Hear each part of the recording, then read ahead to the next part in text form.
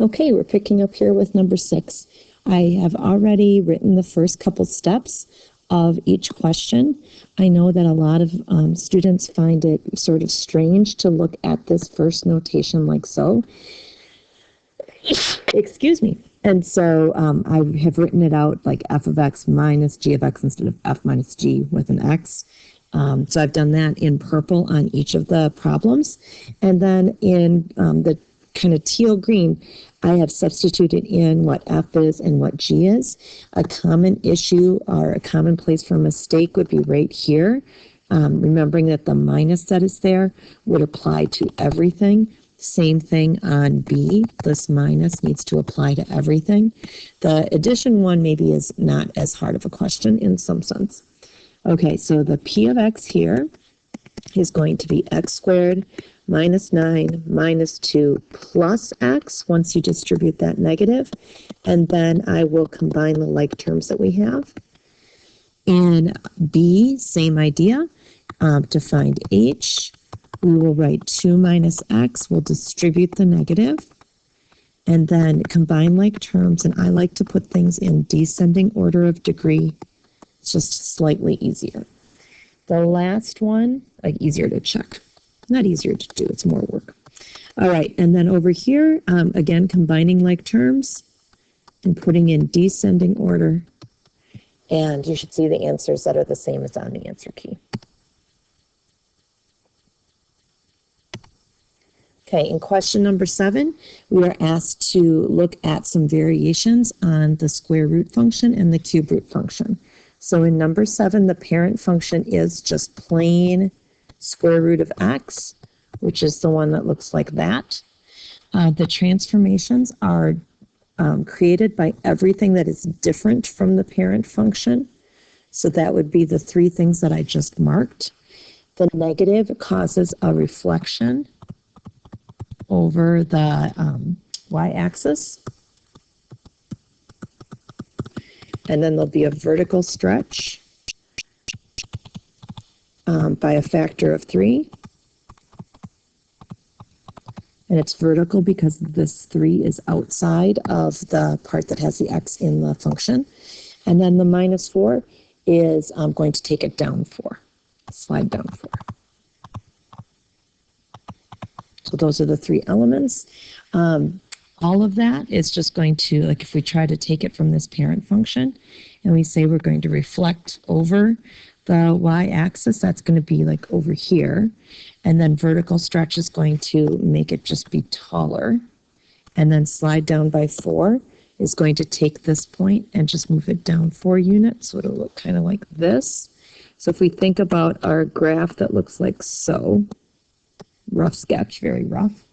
The domain is on the left side of the coordinate plane. So we write that from negative infinity to 0, stopping at x equals 0. And our range, the graph doesn't exist down here. It starts from kind of like this point, and then you have graph going for the higher values of y. So that would be -4 and getting larger. Okay, for the other question, remember that your parent function, cube root of x, has a shape like this little wiggle. It goes from left to right, and even though it looks like, maybe it looks like to you that it's flattening out, it is growing more slowly, but it does continue to grow throughout. It doesn't like have some sort of a limiting value up above. Okay, so the things that happen here are created by that negative sign, by the 7, and by the 5. And so I would write that we are going to be moving left 7 because of adding 7 inside with the x. It's going to go kind of backwards of what you would anticipate. The minus out there is going to be a reflection over the x-axis. And then the 5 is going to cause a slide that goes down 5. And so when all is said and done, that's going to be, the graph looks like down here. And because, as I said, this grows, it keeps going up and this keeps going down. My picture is really, really bad. That means that our domain is all real numbers and our range is also all real numbers. Right? There isn't any leveling off of that function. Okay, it just has come and flipped over and moved down. But it still exists. Okay? For all x's and for all y's. All right, we're up to question 9 with some simplifying. So there's a lot at work here as far as exponent properties.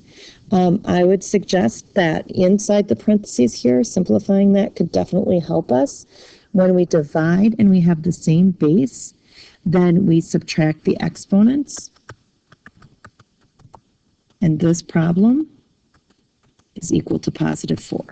So inside the parentheses, we really have w to the 4th and then to the 1/2. And when we have a power to a power, we multiply. So that's w to the 2nd because half of 4 is 2.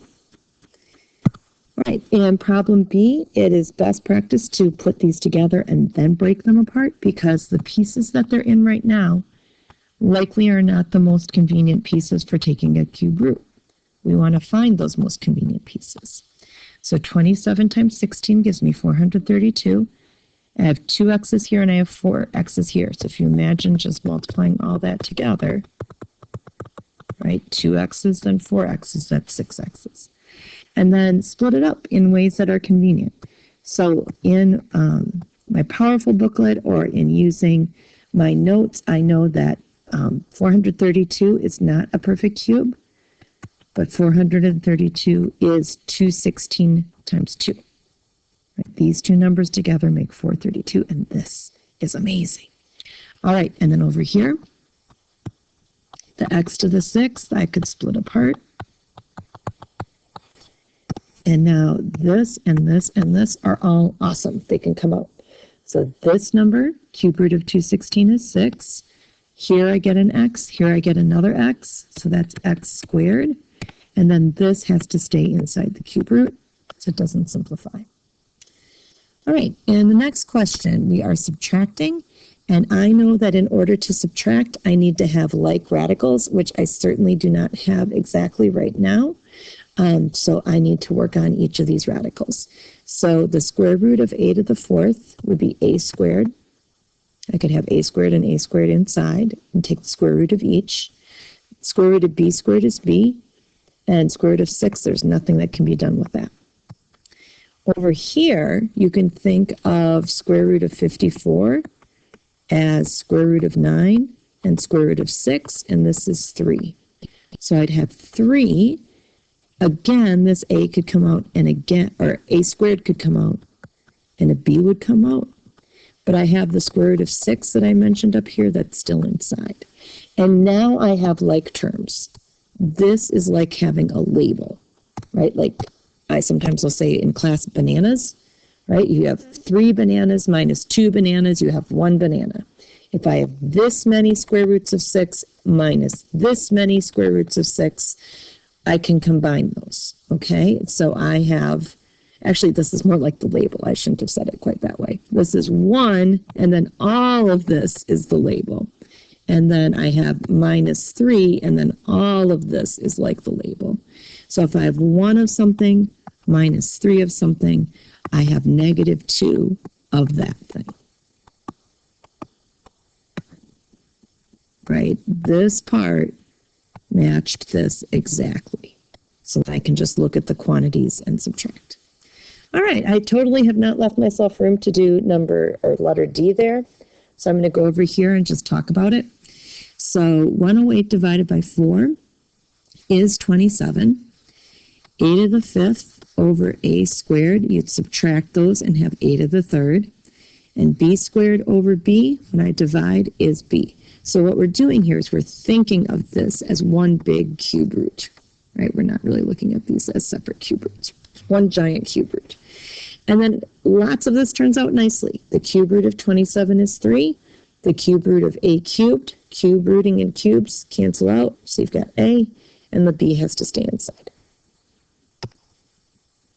All right, these last few questions are about finding the inverse. This is very procedural. You want to replace the x and the y with each other. So like switch the places of x and y. Remember that this means y, so I'm putting an x there and putting a y here. And then I want to isolate that y that I just wrote, get y by itself. So I will take both sides to the 1/3 power.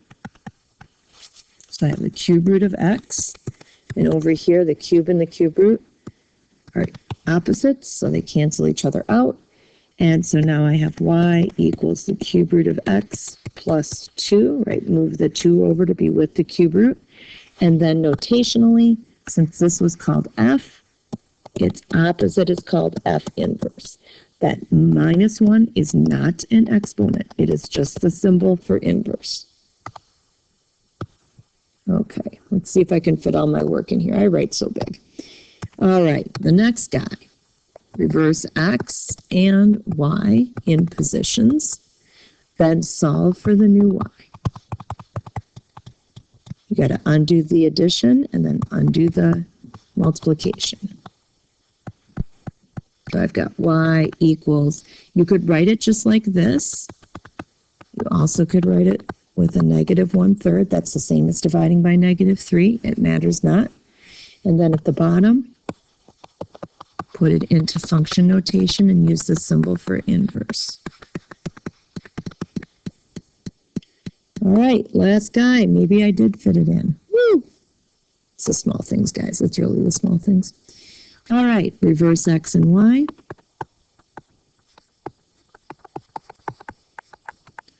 Isolate the y. So add 5. Cube both sides. I'm trying to get the y alone. I would not multiply this out. I would just leave it in that form. And then subtract the 1 over. And you should have the answer that's right here. All right, I think this is a good spot to leave off.